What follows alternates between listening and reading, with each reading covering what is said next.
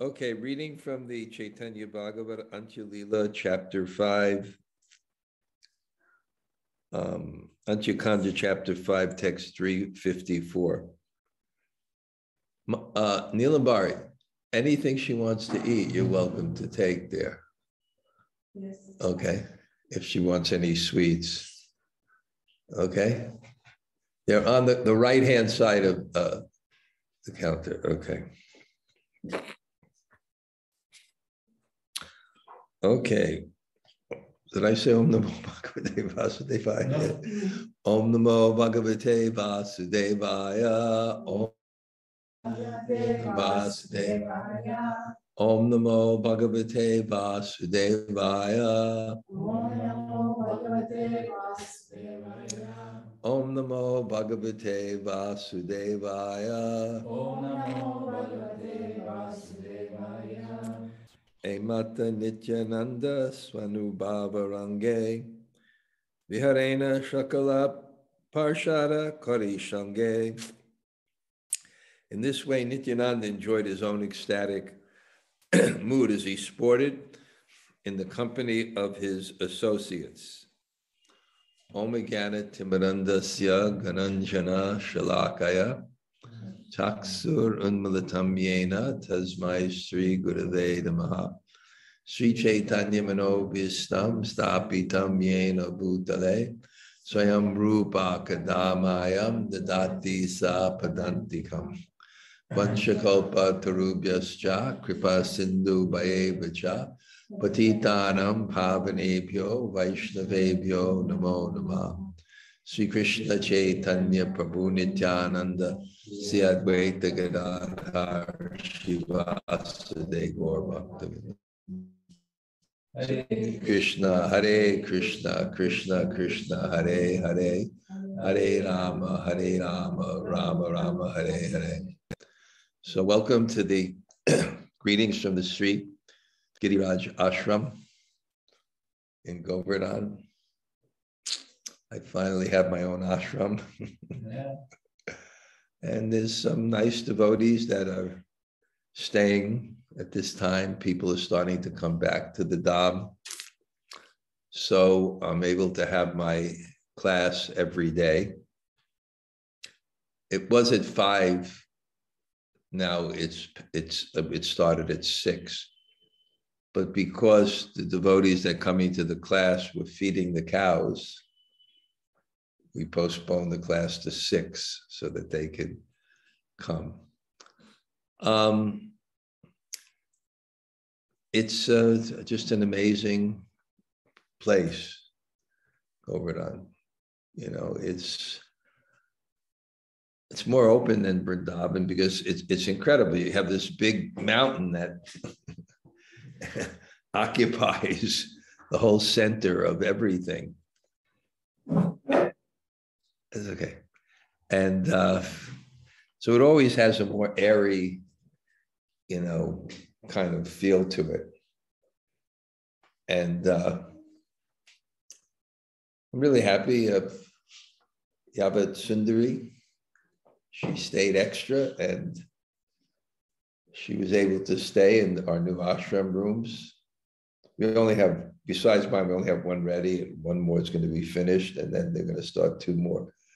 But the nice thing was, and also there's a nice devotee that sometimes comes on named Shana. I can't pronounce her Russian name, so I just have to say Shana. It's kind of like that. And what was nice is that they both have to work professionally. So we also have I have the best internet connection of any place here. What? Because there's some big... I don't know, because Vikram got this router and it works. I don't know. So they were able to do their classes and they were lamenting that they had to work in Vrindavan, in Govardhan, but I said better to work in Govardhan than to not be in Govardhan. And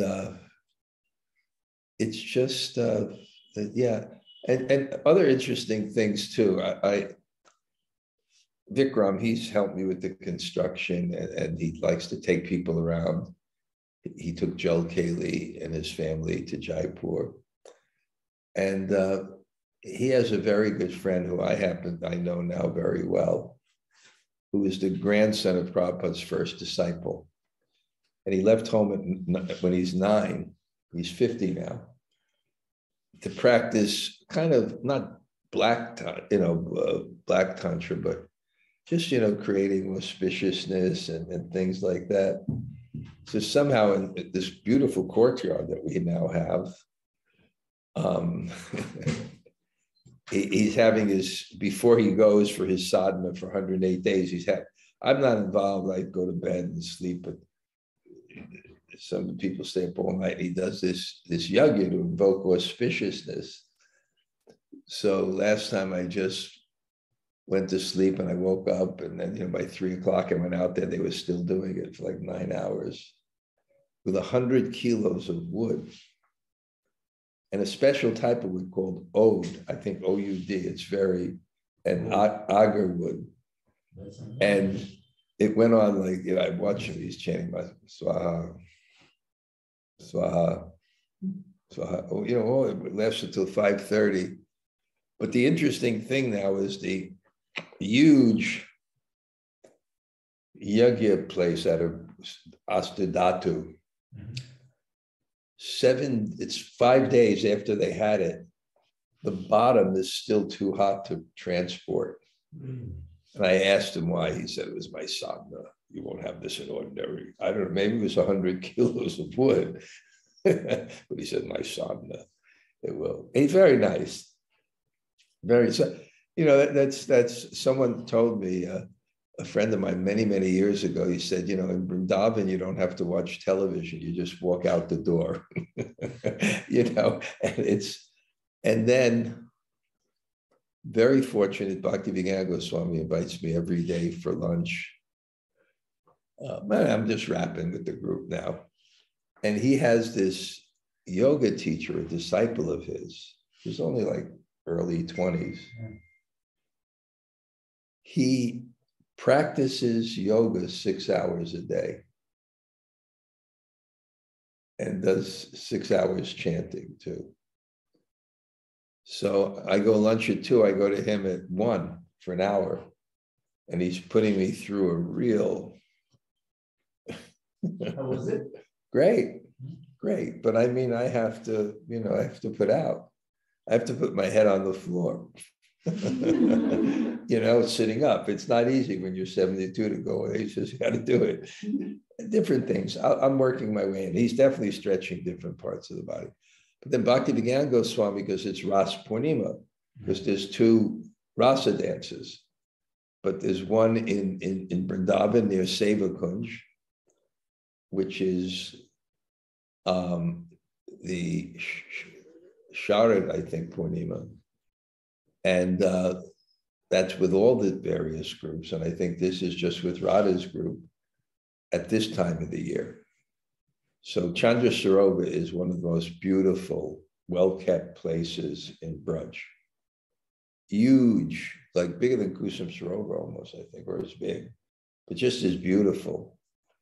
And they're gonna have kirtan there. So I just feel when I get Sanga, I have to transcend my regulation. So, because sadhu sangha is the most important thing. So I'll go out there. And when I'm requested by a sadhu, I don't refuse. So I'll go out there for an hour or something, but sit and chant. And you're all invited. Come out to my ashram sometime. Let's see, we should get, by the time I come back next time, we should have 5 rooms. So, and not only that, but it's right next door is this guest house where we had, if you saw the videos of the kirtans, we had it there. It's really nicely kept. But it's not a guest house. So it's not really full because it's only by personal request and who you know. Yeah. So we always can stay there too. And I think next Kartik, I'll personally rent 1 room. I spoke to a seat, so I'll have an extra room in case people want to come. Now, in today's thing, it was Nityānanda Triyodasi, and we're following Nityānanda. And it's sometimes hard to understand because God moves by lila. It's play. Like you can't categorize what a child does if you leave a child alone. It's not rational. It's just lila. It's just play. So in that sense, Nityānanda is he has his moods, and he was sitting on the throne, and he's benedicting devotees, and he's getting intoxicated in the kirtan. And then he's dressing up with jewels on every single finger. There's a whole description. I somehow passed that. But, it's just so many jewels. And here it says, in this way, he enjoyed his own ecstatic mood as he sported in the company of his associates. So it's always a question when you see that. If you look at it from a materialistic perspective, these things in our consciousness are all connected with personal desire, which is not purely spiritual. Maybe I'll read it. It's kind of wild.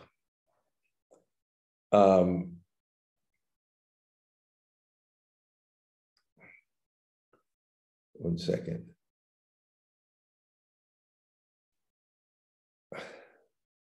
He smeared his body with fragrant sandal paste, mixed with gotra. His head was decorated with varieties of silk cloth and varieties of flower garlands of malati, malika, yuchi, and champak swung to and fro in his attractive dress. He was dressed in varieties of white, blue, and yellow silk. In this way, he looked wonderfully attractive. I'm reading it opposite way because I'm going back. His lotus feet were adorned with silver ankle bells with an enchanting band of silver above them. His 2 ears were beautiful by golden earrings studded with pearls. For the pleasure of Maheshwara, he wore a gold and silver necklace set with rudraksha and cat's eye gems. His neck was many varieties of fine necklaces made of diamonds, pearls, and corals. According to his own desire, he decorated his 2 wrists and arms. So it's Nityānanda was hard to understand. He got married when he was a little older, and to younger girls, 2 of them. It's just hard to understand sometimes from that platform. But when I try to think of it, it's a different category. In other words, when we enjoy, it's just for ourselves. When God enjoys, it's for everyone. Because the very definition of God is advayam gyan, consciousness, which everything is inclusive of. And it's mixed. It's almost if, and I read this someplace, that God's beauty is a manifestation of his heart.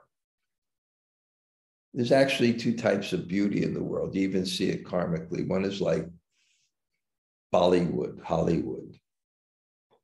And hopefully soon there'll be Kollywood. There's one young lady, Gala, her family wants to start Kollywood, the film center because it's so cheap and the government's behind it. So she wants this. So she's got an office and an assistant, and she's investors from Los Angeles, and they want to make the film capital of. They even said someone from Afghanistan was making a film in Colombia because it was cheaper, so you can imagine. But there's a type of beauty that's karmically given to someone to enjoy and control the world.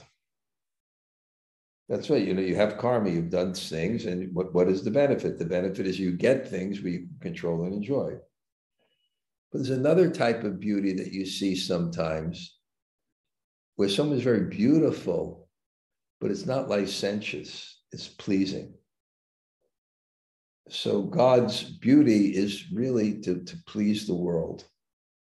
It serves the world because God is Krishna. He's all attractive.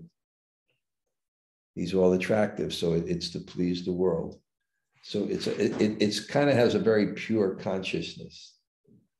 And it's cognizant with him. It's integral with God because he has that role. Any way that reality is going to be inconceivable. There's no reason why we can think it. It's even conceivable that there's a reality. Yesterday in class, I wanted to show people my favorite Christian apologist. At the end of it, when he gives his summary, his arguments, that's when it so powerful. But it's just inconceivable. I wrote about this once, that it's logical that reality in God is inconceivable because the two choices we have no experience of. We have no experience of something which comes out of nothing. Reality has to be something comes out of nothing or it's eternally existing. Ad infinitum. Going back and back and go back and back and goes back and it doesn't end. We can't wrap our mind around that. Or it has to be, or there's nothing and then there's something. That doesn't make sense either, but one of them must be true. So whatever conception of reality you have is inconceivable. So why not Krishna? Why not Krishna? And it's not logical. You can't wrap your mind. It doesn't make sense. But it's rational. It's logical that the ultimate reality doesn't make sense. Because it by nature, it can't function by the laws of this world. So, for example, it's beyond time. But for us, time is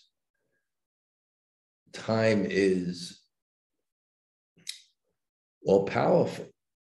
But it can't be above God. It's time. That means he has access to all time, past, present, and future. What? We can't understand it. So anyway, he somehow or other is manifesting this. And so here's the commentaries. I love when I speak, and then the next thing is exactly what I'm speaking. Since Nityānanda decorated himself with various valuable ornaments and garments, foolish people saw that he was absorbed in the mood of opulence rather than the transcendental mood of grudge. Ordinary poor people who, as a result of poverty, considers them destitute, did not commit offenses at the lotus feet of Avadut Nityānanda, seeing him, his opulent manifestation of decorating himself with various ornaments. Rather, since these ornaments were worn to attract the attention of people bewildered by opulence, they become astonished and found in them sweetness and topics related to the service of Krishna. Okay, next verse. Even the atheists who saw him offered him respects and considered offering everything to him. We want to serve. It's so natural. So when we see something that is beautiful, we want to serve. That's why. So even atheists, let's say there's an atheist, and anybody sees someone beautiful, they want to serve them. It doesn't matter what their view is or what their conception is, they're attracted. So it's just describing Nityānanda putting on all these jewels and decorations and it's opulence. And it just attracts people. They just want to serve.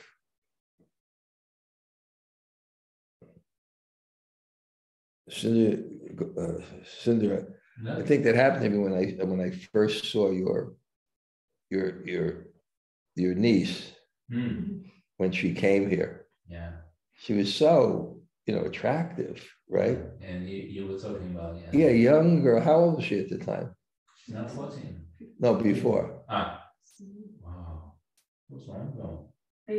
8. 7 or 8. She was 8 and she wanted to walk around, go around barefoot, and she wanted to hear Krishna-katha. I thought, as I saw, wow, it's like Krishna. It's attractive. You want to,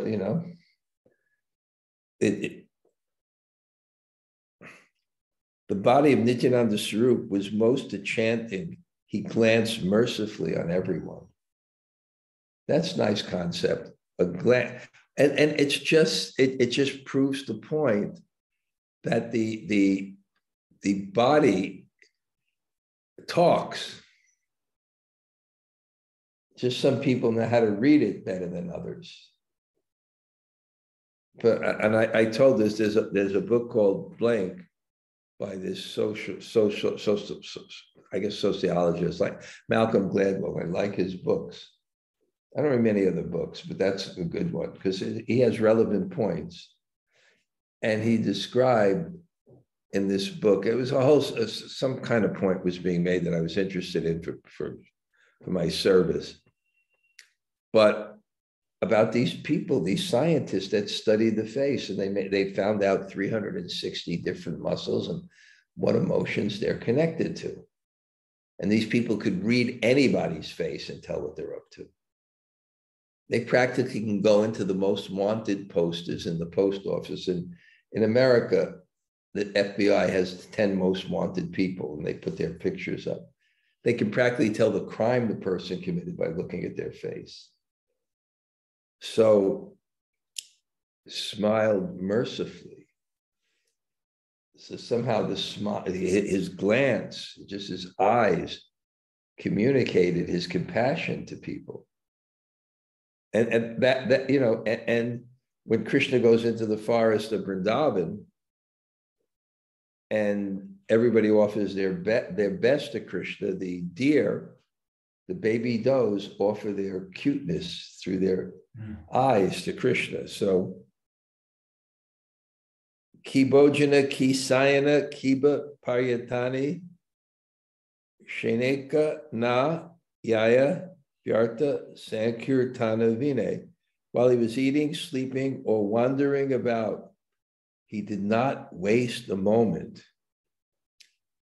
without sankirtan. So that's the symptom of advancement. Your advancement in Krishna consciousness is exactly commensurate or equal with your desire to hear about Krishna. So advanced devotee, he's always chanting, he's always hearing, he always wants to. And whenever he performed dancing in congregational glorification of Krishna, many people became overwhelmed with ecstatic love. So it communicates something, it's real. Kirtan of someone with a pure heart, and I explained this many times, the vibration, it's two things. The vibration carries a person's conviction, and the person's conviction or love inspires Krishna to himself. So those two things, when the name is chanted, it's carrying someone's love, but it's also carrying Krishna manifesting Nam, Rup, Lila. Nam, Rup, Guna, Lila. There's the sadhana kram, there's you chant the name, then the form that comes in your mind, then the qualities, then the Lila. So God's Lila, his form, it manifests, his personality manifests. So it's very, and what is that chanting by Lord Nityānanda?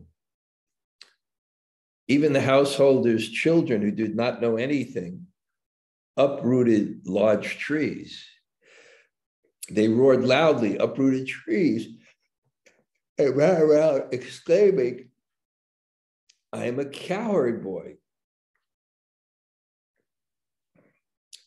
Each boy possessed such strength that even 100 people were unable to control him. The children joyfully roar like lions and call out, all glories to Sri Krishna Chaitanya and Nityānanda. In this way, Nityānanda, the life and soul of all children. That's an interesting name. Emata Nityānanda Balaka Jivana. People become, he overwhelmed those children with ecstatic love. I like that name, Balika Jivana. Isn't that interesting? It means the life and soul of all children.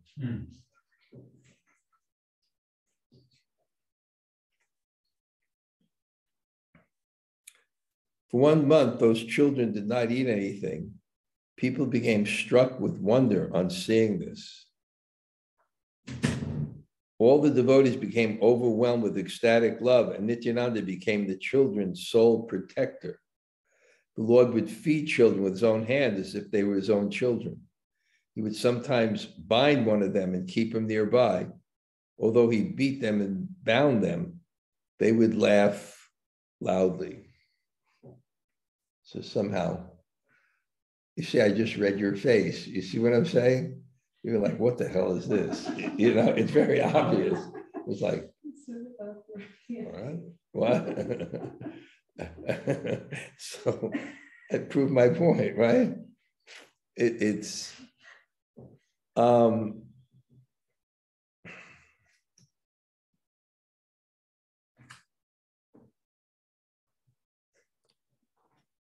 Anyway, they accepted everything as his love for them.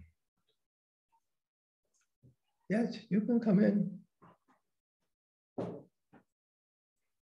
seems like sometimes you can do like this, it doesn't make any offense. It's like, oh. Right. One day, Nityānanda went to the house of Gadadhar to bestow mercy on him. Gadadhar Mahasai was fully absorbed in the ecstatic mood in the love of the gopi. He held a pot of Ganges water on his head and continuously called out, "Who wants to buy milk?" Pretty wild, huh? But people had these internal moods that were just so strong. And who is Gadadhar? Gadadhar is Radha. Yeah. There was a most enchanting deity of Sri Bal Gopal in his temple. When Nityananda saw that enchanting deity of Bal Gopal, he affectionately embraced the deity of his chest. When everyone saw Sri Bal Gopal on the chest of Ananta, they began to loudly chant the name of Hari. The great wrestler, Nityananda, roared loudly and began to dance in the mood of a cowherd boy. So it's not going to go according to what a rational means by the mind and intelligence. In samadhi, there's no contact with the mind or the intelligence or the ego in samadhi. That's the nature of samadhi. That's why when I wrote that article about the gopis abandoning their children, they didn't even know what they were doing. I was approaching it from another angle, but that's the definition of samadhi. There's no cognizance besides the object of your affection. There's no cognizance at all besides that. So we're seeing this with Nityananda. And therefore, it's just like Lord Chaitanya, it's just like Narada Muni, or when Narada Muni was looking for Uddhava, the topmost devotee, and he walked into Dwarka, and Dwarka had like a maze. But somehow or other, without that, in ecstatic love, somehow or other, God directed him. Yeah. Or Lord Chaitanya, when he was in South India, it said, "Dik be dik," this way or that way. He didn't know where he was going. But somehow or other, he's directed.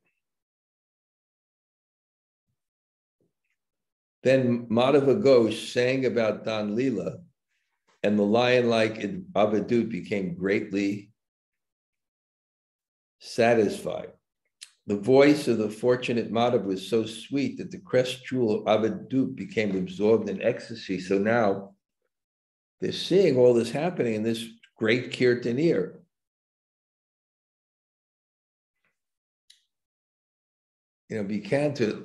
Lord Nityānanda was expressing this mood of a cowherd boy ecstatically, and this kirtanir was just so tuned in. You could see tan anurupena, that the kirtan was appropriate. He must have known exactly, the melody and the kirtan of Lord Chaitanya's mood. And Nityananda became very satisfied. Just like Lord Chaitanya, right? When he was in his bhav, in the Gambhira, he was looking for books and songs and things that would nourish that. So when this Madhava Ghosh came on, seeing that Lord Nityānanda was in the Dan Keli, that kind of pastime, the pastime of charging tax, or anyway, he began to sing that. He began to sing a song. For some reason, it must have been appropriate of the tax pastime. And it was so sweet that Nityānanda became absorbed in ecstasy. And that's the purpose of music. Music is to increase emotion. So music gets into deep parts of the psyche that invokes emotion. And whatever you're doing, whatever emotion you have, it'll enhance. So if it's put in kirtan, it will invoke the emotion, it will enhance the emotion of bhakti. So you can imagine Lord Nityānanda is in the mood, and then this Madhava Ghosh sings the right song at the right time and the right melody, and so deep.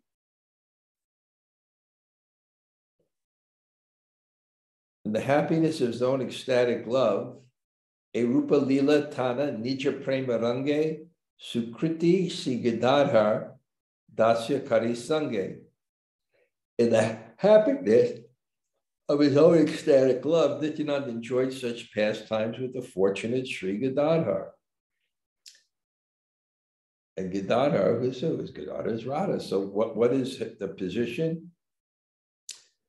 Had no external consciousness, for he was absorbed in the mood of a gopi and always considered himself to be a gopi. When Lord Nityānanda heard topics of the Dan Keli, Dana Lila, he danced in a way that is beyond description. Ecstatic, but graceful. Yeah, I guess I still do. She's a little bit distant, but one disciple in France who's a professional choreographer. So she did some dance thing in Russia. So she sent me the video. And it was about the Gulag. What's that book by Alexander Solzhenitsyn? How do you say it? What? In English, it actually in English it says Gulag Archipelago, something. Archipelago. What? Archipelago. In Russian it's a little different, but so you could see how expert she was to be able to talk through dance. I could actually see for the first time, because it was kind of a bit modern, but quite, and they could talk through dance. So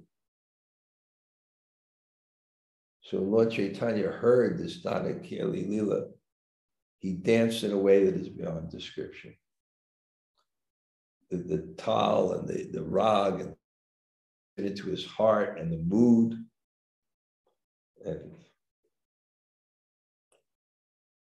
he displayed all the transformations of ecstatic love as he danced incomparably.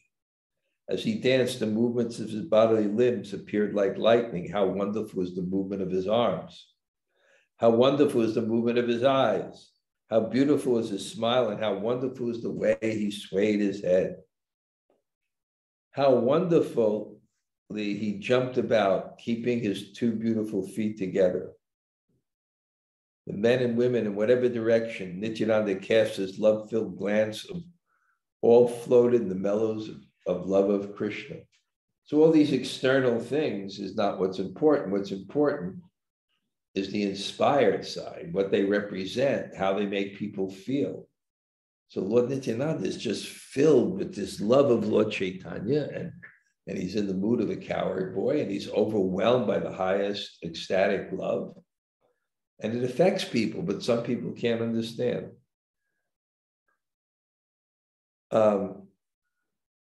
His glance was filled with such mercy that everyone forgot their own bodies in ecstasy. So this is what someone in love wants: acknowledgement of relationship, affectionate acknowledgement of relationship. And when it's with God, because it's Twasmin Parama Prema Rupa, it's the highest form of love, it becomes completely overwhelming. By Nityananda's mercy, anyone and everyone relished the devotion that the best of the gopis and sages desired. If a person as strong as an elephant does not eat for 3 days, he will not be able to walk and his body will be weak. Although each of these children did not eat for 1 month, they behaved like lions. So it is, actually, there's prana, life air, and highly evolved souls can live on that. Such was the potency that was manifest by Lord Nityananda, yet by the influence of Lord Chaitanya's illusory energy, no one can understand it. In this way, Nityananda stayed a few days in the house of Gadadhar, absorbed in the mellows of ecstatic love. Okay, I'm going to kind of have to basically end here. Jamunajaya, would you like to share what point you appreciated? Yes, good morning, Maharaj. Thank you for class. I really loved actually the point of Nityananda and his relationship to children, being the life and soul of children. As you know, I spend a lot of time around children, and I was just struck by Nityananda's name means, eternally blissful. And so often I see children in very stressful situations, but there is something in them that is eternally joyful no matter what. And so I'm thinking, as I look at them, oh, perhaps there's a little Nityananda, in you. So I was really struck with that, since I see children so often. Jamunajaya, tell my audience what you do for a living. Okay. I'm a clown in hospitals for children. So I visit children in the hospital with a big orange nose and orange tutu and try to get them to smile a little bit. So. Thank you. Thank you. Thank you. Jai Jagannath was just here to visit me. Yeah. And one of the highlights of all my retreats is when we went to the Gambhira in front of the Radhakanta deities, and the kirtan was so ecstatic, and Jai Jagannath and you began to dance. That was amazing. He's quite amazing. The way he spins like a top. It's like he's like Lord Chaitanya. You have your own moves. You have your own moves. Thank you, Maharaj. Okay. Thank you. Okay. Anybody else like to share reflection? Or Gail, you have a question? Never when you ask, Maharaj. But thank you. Okay. Thank you for asking. Okay, I won't wish you become a Catholic. Okay. No chance anyway. Anybody else? Say hello. Hare Krishna, Guru Maharaj. Tota Gopinath here.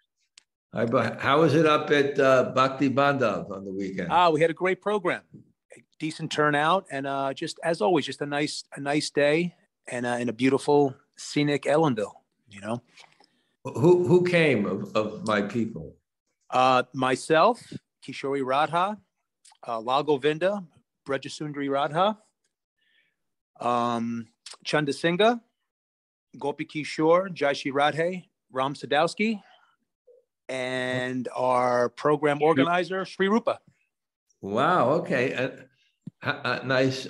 Rasik Mohan really appreciates when we come up. Oh, yeah, there's this ashram that my disciples go to, about 2 hours from them, 60 acres. And it's just such a Vaishnav mood. It's just the people there are just serving. There's no other trip in the air. It's just people serving. And they have a deity there of that painting of Radha and Krishna in the Kunj. You know, that famous painting, they have a deity of that. So they just, so they love to go up there. Beautiful place, but it's really the people. And that's also Vrindavan. Because, you know, I just saw, you know, after a while you get this transcendental vision, you know, and it's so different from when you first come, when you see and it's a little bit disorganized, maybe some garbage on the, but after a while, all you see is this ocean of devotees. Like today was Purnima, and there was like a sea of devotees, of people, and they're joyful and they're, you know, it's just such a, so I that's really what a temple should be, right? The opulence of the temple should be the joy and devotion and service mood of the people in the temple.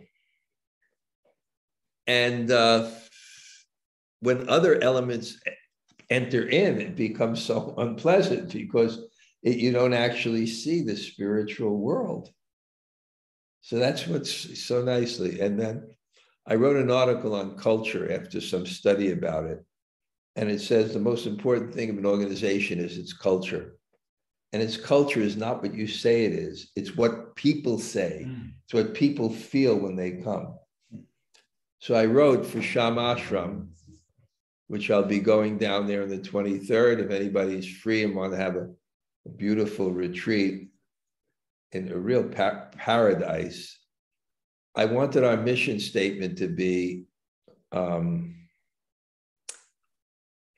welcomed, cared for, expertly done in the service of Srila Prabhupada. That's what I wanted people to feel when they came in. You know, so, okay, anybody else like to say hello?